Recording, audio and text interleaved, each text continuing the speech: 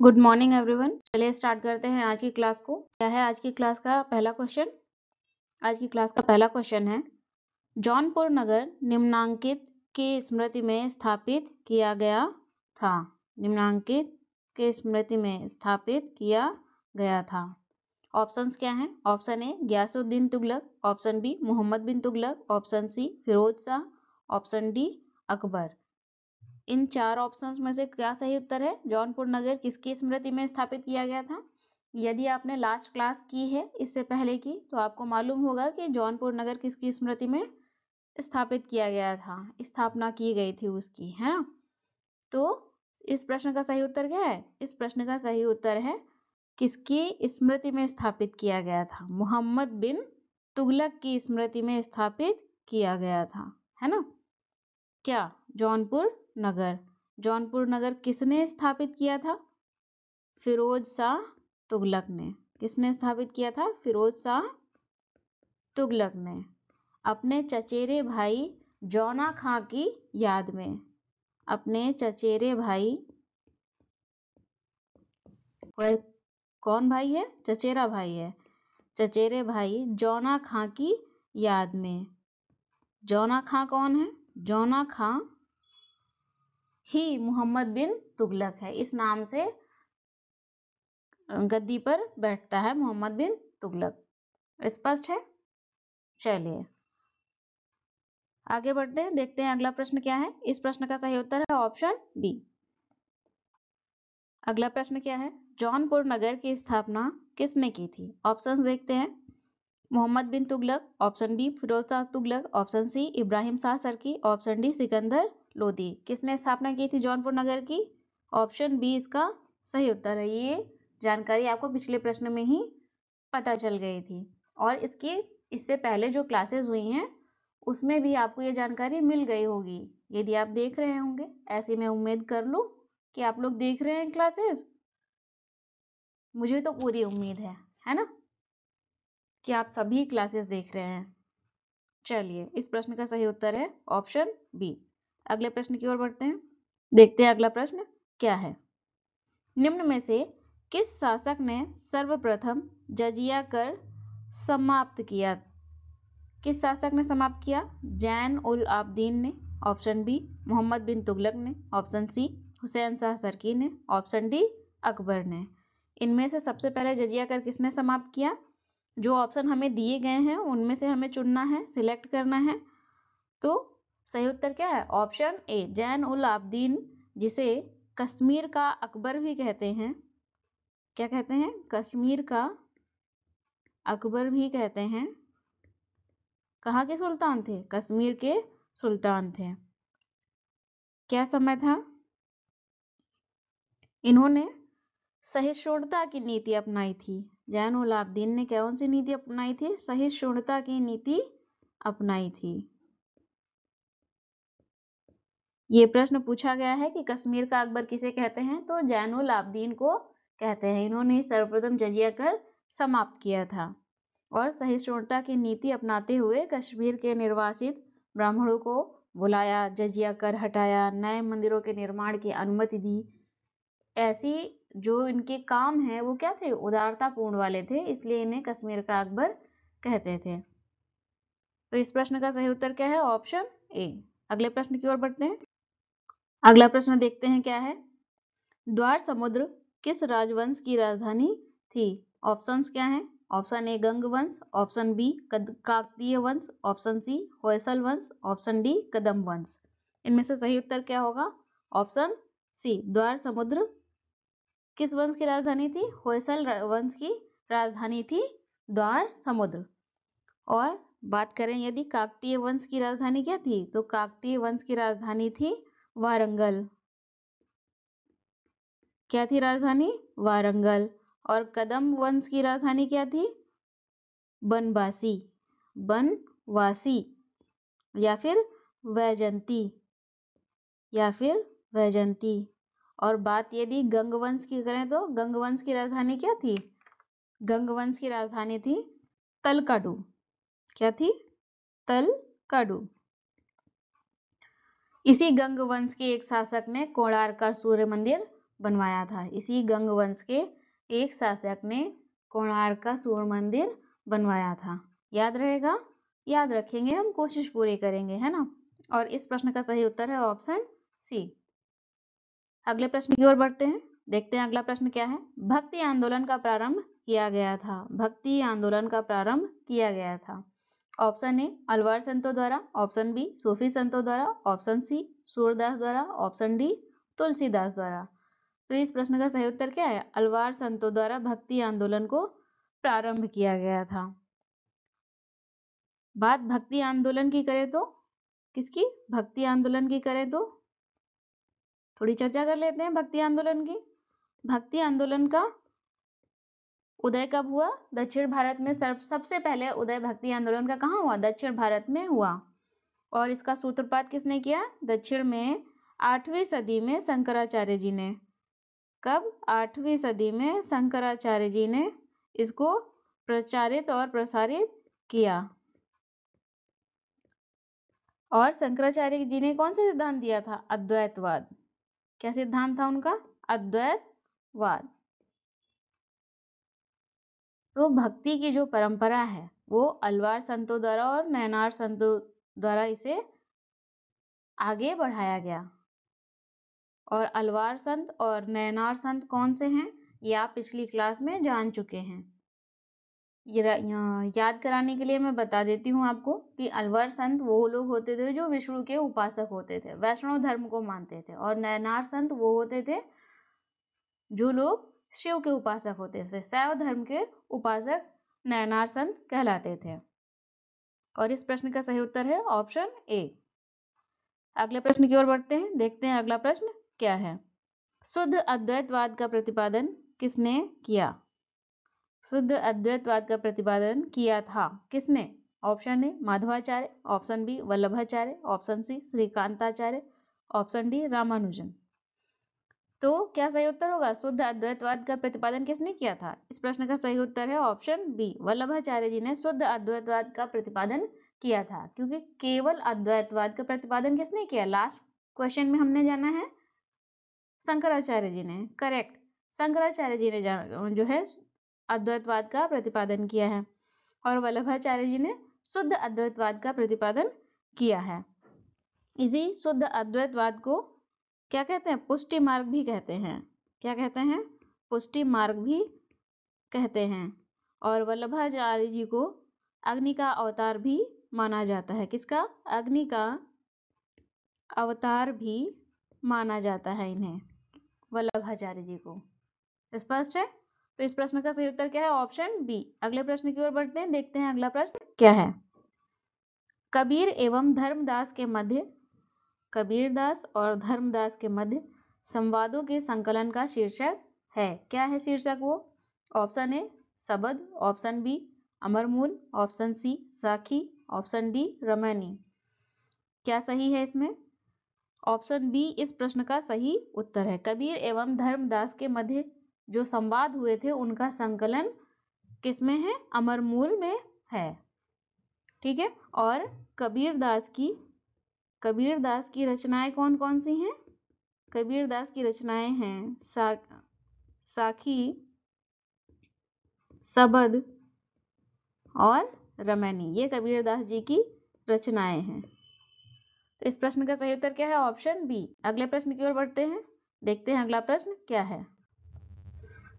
निम्नलिखित में से कौन इस्लाम से प्रभावित था? कौन इस्लाम से प्रभावित था? Option A Chaitanya, option B Mirabai, option C Namdev, option D Vallabhacharya. इन संतों में से कौन था जो इस्लाम धर्म से प्रभावित था? तो इस प्रश्न का सही उत्तर क्या है? Option C option, Namdev ji इस्लाम धर्म से प्रभावित थे। नामदेव जी इस्लाम धर्म से प्रभावित थे। नामदेव कहाँ के संत थे? महाराष्ट्र के संत थे ये। और इनका जन्म, नामदेव जी का जन्म 1270 ईस्वी में, नामदेव जी का जन्म 1270 ईस्वी में नरसी में हुआ था। कहाँ हुआ था? नरसी में हुआ था। और नामदेव जी के गुरु का नाम क्या था? ज्ञानेश्वर। गुरु का नाम था ज्ञानेश्वर। और नामदेव जी किस संप्रदाय से जुड़े हुए थे? नामदेव जी जुड़े हुए थे बरकरी संप्रदाय से। किस संप्रदाय से? बरकरी संप्रदाय से जुड़े हुए थे। याद रहेगा? याद करने का हम पूरा प्रयास करेंगे। से संबंधित थे। और याद ना भी रह जाए तो हम रिवाइज करेंगे, जिससे हमें एग्जाम के समय याद आ जाए। इस प्रश्न का सही उत्तर क्या है? Option C. अगले प्रश्न की ओर बढ़ते हैं, देखते हैं अगला प्रश्न क्या है।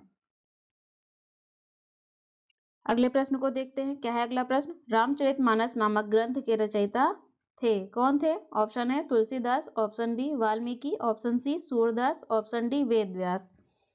इसमें से सही उत्तर क्या होगा? ये तो सभी को मालूम होगा। रामचरितमानस के रचयिता कौन है? ऑप्शन ए इसका सही उत्तर। तुलसीदास जी रामचरितमानस के रचयिता हैं।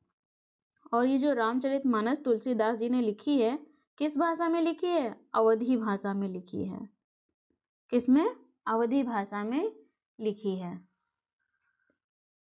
और इस प्रश्न का सही उत्तर है ऑप्शन ए। अगले प्रश्न की ओर बढ़ते हैं, क्या है अगला प्रश्न? निम्नलिखित सूफीवाद के सिलसिला में कौन संगीत के विरुद्ध था? कौन सा सूफीवाद का सिलसिला है जो संगीत के विरुद्ध था? ऑप्शन देखते हैं। Option A Chishtiya, option B Suhrawardi, option C Qadiriya, option D Naqshbandiya. तो इनमें से कौन सा सिलसिला है? इस प्रश्न का सही उत्तर है ऑप्शन डी नक्शबंदिया सिलसिला संगीत के विरुद्ध था। किसके? संगीत के विरुद्ध था। ये जो नक्शबंदिया सिलसिला है, इसकी स्थापना किसने की थी? इसकी स्थापना की थी ख्वाजा बहाउद्दीन नक्शबंद ने। किसने की थी? ख्वाजा बहाउद्दीन नक्शबंद ने। और इसी नक्शबंदिया जो सिलसिला है, इसके प्रसिद्ध प्रचारक शेख अहमद सरहिंदी कौन है? शेख अहमद सरहिंदी। शेख अहमद सरहिंदी थे। स्पष्ट है? तो इस प्रश्न का सही उत्तर क्या है? Option D. अगले प्रश्न की ओर बढ़ते हैं। अगला प्रश्न देखते हैं, निम्नलिखित सूफियों में से किसने कृष्ण को औलिया के रूप में माना है? Option A Shah Mohammad Ghaus, option B Shah Abdul Aziz, option C Shah Waliullah, option D Khwaja Mir Dard. तो इस प्रश्न का सही उत्तर क्या है? ऑप्शन ए शाह मोहम्मद गौस ने कृष्ण को औलिया माना है। शाह मोहम्मद गौस किस सिलसिला से संबंधित थे? सत्तारी सिलसिला से संबंधित थे। कौन सा सिलसिला?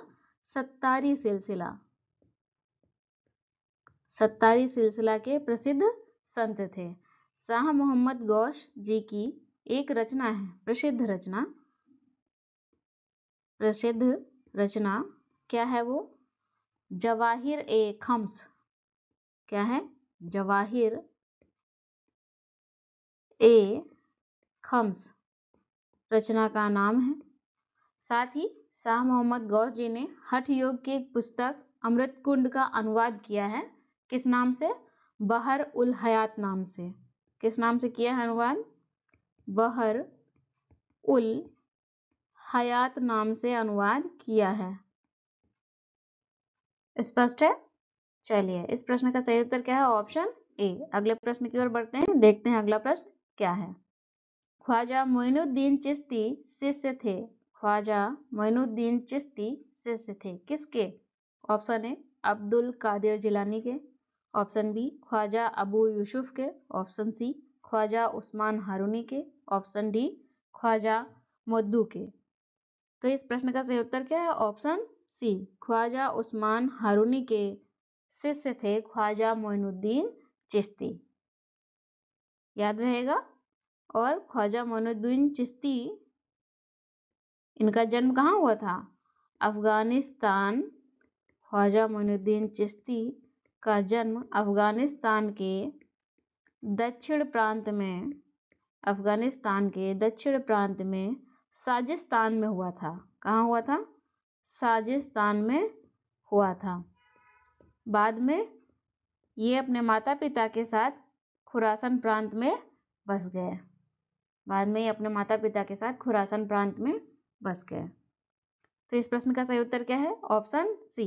अगले प्रश्न की ओर बढ़े, देखते हैं अगला प्रश्न क्या है। निम्नलिखित में से किस चिश्ती संत को चिराग-ए दहली कहा जाता है? Option A Moinuddin, option B Fariduddin, option C Nizamuddin, option D Nasiruddin. किसको कहते हैं चिराग-ए दहली?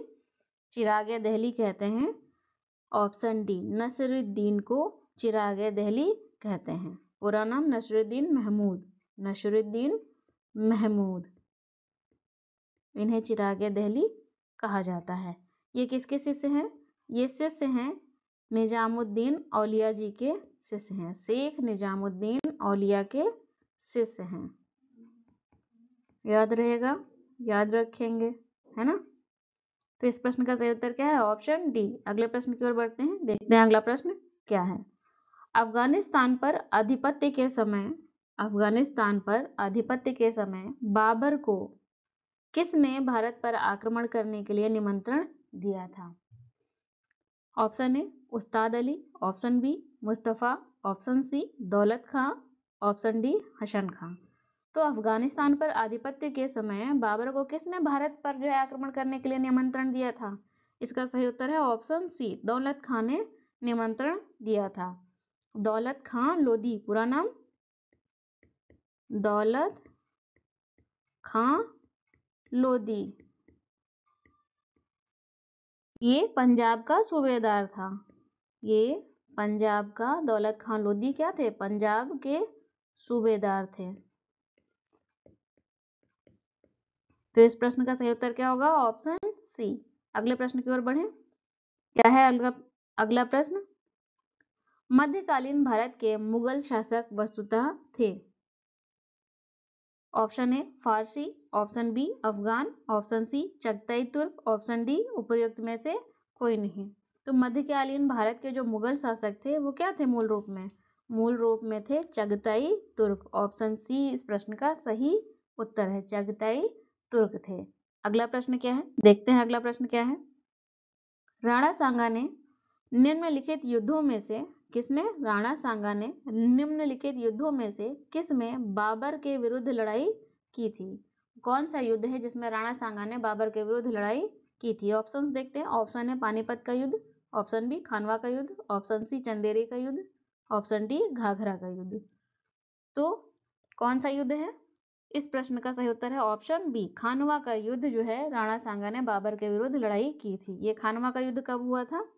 1527 ईस्वी में हुआ था खानवा का युद्ध राणा सांगा और बाबर के मध्य, जिसमें राणा सांगा पराजित हुए थे और इसी युद्ध के बाद बाबर ने गाजी की उपाधि धारण की थी। इस युद्ध के बाद बाबर ने गाजी की उपाधि धारण की थी।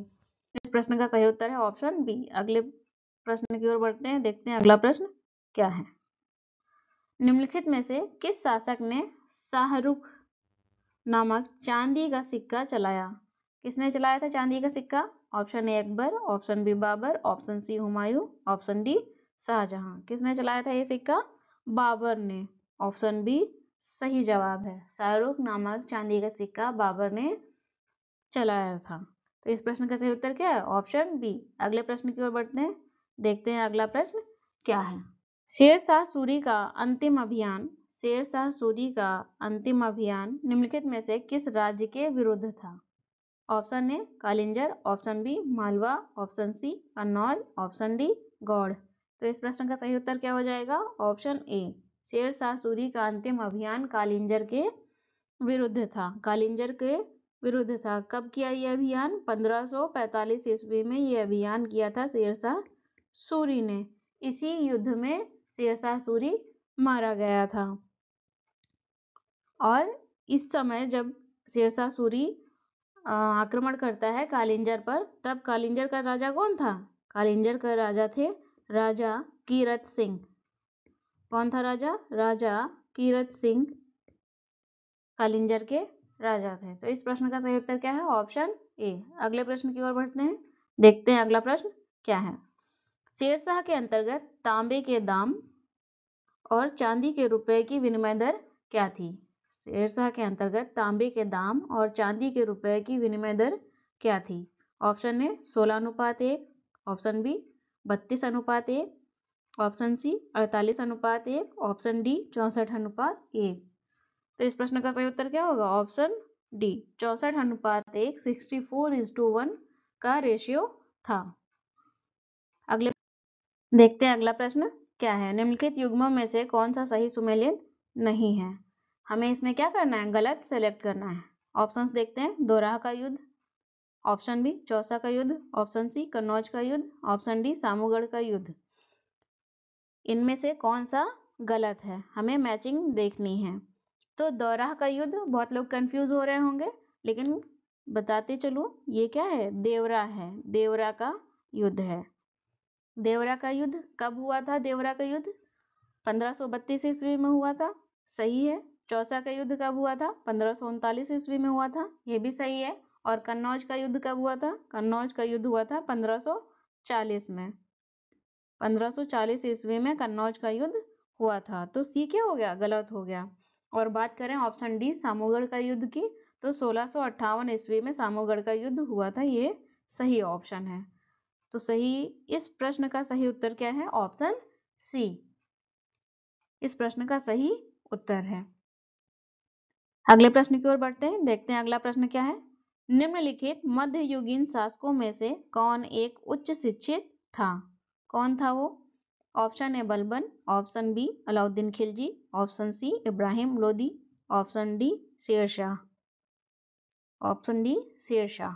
तो ये जो चार ऑप्शन हमें दिए गए हैं, इसमें से सिलेक्ट करना है कौन अधिक शिक्षित था, उच्च श्रेणी का शिक्षित था। इस प्रश्न का सही उत्तर है ऑप्शन डी शेरशाह। शेरशाह सूरी इन चार ऑप्शंस में सबसे ज्यादा शिक्षित। शेरशाह सूरी ने अपनी प्रारंभिक पढ़ाई जौनपुर में की है, औपचारिक शिक्षा प्राप्त की है जौनपुर में। शेरशाह सूरी ने औपचारिक शिक्षा कहाँ प्राप्त की है? जौनपुर में प्राप्त की है, जौनपुर में प्राप्त की है, जो उस समय का, शेरशाह सूरी के समय का क्या था? उच्च शिक्षा का एक महत्वपूर्ण केंद्र था, उच्च शिक्षा का एक महत्वपूर्ण केंद्र था। तो इस प्रश्न का सही उत्तर क्या है? Option D. अगले प्रश्न की ओर बढ़ते हैं। देखते हैं अगला प्रश्न क्या है। शेरशाह सूरी के संदर्भ में निम्नलिखित में से कौन सा कथन सही है? स्टेटमेंट दिया गया है, क्या है? वह एक शानदार प्रशासनिक व्यवस्था के निर्माता थे, वह एक शानदार प्रशासनिक व्यवस्था के निर्माता थे, ये सही है स्टेटमेंट। अगला देखते हैं क्या है। हालांकि एक शासक के रूप में उनके गुण युद्ध के मैदान पर उनकी जीत से अधिक उल्लेखनीय नहीं थे, ये क्या है? ये सही नहीं है। आगे देखते हैं क्या है। नीचे दिए गए कूट से सही उत्तर का क्या करना है? चयन करना है। क्या सही होगा? तो केवल एक सही है, ऑप्शन ए इसका सही उत्तर है। अगले प्रश्न की ओर बढ़ते हैं। देखते हैं अगला प्रश्न क्या है। दिल्ली के पुराने किले के भीतर बनी मस्जिद किला एक नहीं ए है, किला कुहना का निर्माण किसने किया था? किला कुहना का निर्माण किसने किया था? ऑप्शंस देखते हैं। Option A Humayun, option B Shershah, option C Akbar और ऑप्शन डी शाहजहां। तो किला कुहना का निर्माण किसने किया था? किला कुहना का निर्माण शेरशाह ने किया था, शेरशाह सूरी ने इसका निर्माण किया था। इस प्रश्न का सही उत्तर क्या हो जाएगा? Option B. शेरशाह सूरी ने किला कुहना के अलावा शेर मंडल का भी निर्माण किया था। किसका? शेर मंडल का। चलिए, इस प्रश्न का सही उत्तर है ऑप्शन बी। अगले प्रश्न की ओर बढ़ते हैं। देखते हैं अगला प्रश्न देखते हैं क्या है। अकबर का शासन जाना जाता था किसके लिए? पॉइंट दिए हुए हैं। क्षेत्र को जीतने के लिए, अपनी प्रशासनिक व्यवस्था के लिए, न्यायिक प्रशासन के लिए और उसकी धार्मिक कट्टरता के लिए। तो पहला पॉइंट क्या है? सही है, क्षेत्र को जीतने के लिए जाना जाता था। दूसरा पॉइंट अपने प्रशासनिक व्यवस्था के लिए जाना जाता था, यह भी सही है। तीसरा पॉइंट न्यायिक प्रशासन के लिए जाना जाता था, ये भी सही है। और चौथा पॉइंट क्या है? उसकी धार्मिक कट्टरता के लिए। अकबर का प्रशासन इसके लिए नहीं जाना जाता है, तो चौथा पॉइंट क्या हो जाएगा? गलत हो जाएगा। आगे देखते हैं प्रश्न। नीचे दिए गए कूटों से क्या करना है? सही उत्तर चुनना है। ये आपको ऑप्शंस दिए गए हैं, आपने पहले ही ज्ञात कर लिया है। क्या है? 1 2 3 क्या है? सही है। ऐसा कोई ऑप्शन है? 1 2 3 किसी ऑप्शन में दिया गया है? सही है, ऑप्शन बी इसमें दिया गया है और यही इस प्रश्न का सही उत्तर है। यही इस प्रश्न का सही उत्तर है। अगले प्रश्न की ओर बढ़ते हैं, देखते हैं अगला प्रश्न क्या है। हल्दी घाटी के युद्ध में महाराणा प्रताप के अलावा राजपूत सेना का सेनापति कौन था? प्रश्न समझ में आ गया? चलिए ऑप्शंस की ओर बढ़ते हैं। ऑप्शन ए इब्राहिम गर्दी, option B Hakim Sur, option C Tardi Beg, option D Mahmud Lodi. तो इस प्रश्न का सही उत्तर क्या है? हकीम शूर, जो कि एक अफगान था। क्या था? अफगान था। महाराणा प्रताप का सेनापति अफगान था एक, हकीम शूर, याद रहेगा। और एक तरफ हल्दी घाटी के युद्ध में, एक तरफ हल्दी घाटी का युद्ध सबसे पहले जान ले। हल्दी घाटी का युद्ध कब हुआ? 1576 ईस्वी में हुआ है हल्दी घाटी का युद्ध, जिसमें एक तरफ मुगल सेना थी और दूसरी तरफ राणा प्रताप, दूसरी तरफ राणा प्रताप थे। राणा प्रताप की सेना का नेतृत्व कौन कर रहा था? हकीम सूर, जो कि अफगान था। और मुगल सेना का नेतृत्व कौन कर रहा था? मान सिंह और आसफ खां। कौन कर रहा था? मान सिंह और आसफ खां। नोट कर लें, एवं आसफ खां। नोट कर लिया आप लोगों ने? चलिए, अच्छे बच्चे हैं आप लोग। और इस प्रश्न का सही उत्तर है ऑप्शन बी। अगले प्रश्न की ओर बढ़ते हैं। अगला प्रश्न देखते हैं क्या है। निम्नलिखित में से किस परिवार ने, यहाँ पर ने होगा, किस परिवार ने सर्वप्रथम अकबर के साथ वैवाहिक संबंध स्थापित किया था? Option A Rathore, option B Sisodia, option C Kachwaha, option D Chauhan. इनमें से कौन सा परिवार था जिसने अकबर के साथ वैवाहिक संबंध स्थापित किए थे? ऑप्शन सी इस प्रश्न का सही उत्तर है। कछवाहा राजपूतों ने अकबर के साथ सबसे पहले वैवाहिक संबंध स्थापित किए थे, जिससे ये भी ज्ञात होता है कि सबसे पहले स्वेच्छा से किस राजपूत ने अधीनता स्वीकार की थी अकबर की? कछवाहों ने। किसने की थी? कछवाहों ने। तो इस प्रश्न का सही उत्तर क्या है? Option C. अगले प्रश्न की ओर बढ़ते हैं। क्या है अगले प्रश्न को देखते हैं। अगला प्रश्न क्या है? अकबर के शासन काल में से कौन सा युग्म सही सुमेलित नहीं है? कौन सी मैचिंग है जो सही नहीं मैच है? देखते हैं। ऑप्शन ए जजिया की समाप्ति, ऑप्शन बी इबादत खाना का निर्माण, ऑप्शन सी महजर पर हस्ताक्षर, ऑप्शन डी दीन इलाही की स्थापना। ये सब अकबर के शासनकाल की बातें हैं। अकबर ने जजिया की समाप्ति कब की थी? 1565 में की थी? नहीं, गलत जवाब है। कब की थी? 1564 में अकबर ने जजिया की समाप्ति की थी। इबादत खाना का निर्माण अकबर ने कब करवाया था? 1575 ईस्वी में करवाया था। तो ये ऑप्शन बी करेक्ट है। ऑप्शन सी क्या है? महजर पर हस्ताक्षर कब हुए? 1579 ईस्वी में। ये भी सही है, ऑप्शन सी भी सही है। और लास्ट ऑप्शन है दीन इलाही की स्थापना, ऑप्शन डी। कब हुई थी? 1582 ईस्वी में इसकी स्थापना हुई थी। इसकी किसकी? दीन इलाही धर्म की, दीन इलाही की स्थापना, धर्म नहीं, दीन इलाही की स्थापना। तो ऑप्शन बी, सी और डी तीनों ही सही हैं। क्या गलत है? ऑप्शन ए जजिया की समाप्ति। तो इस प्रश्न का सही उत्तर क्या है? ऑप्शन ए।